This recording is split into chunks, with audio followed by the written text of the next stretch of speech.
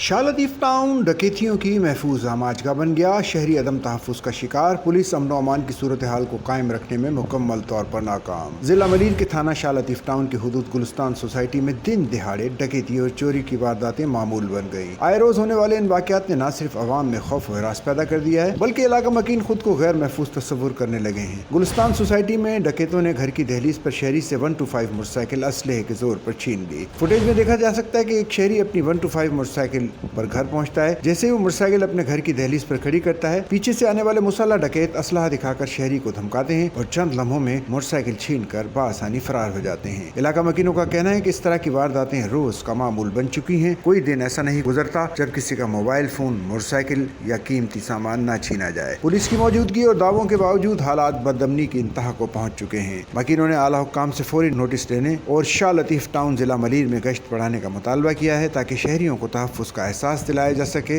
और रोज बरोज बढ़ते हुए जराइम पर काबू पाया जा सके।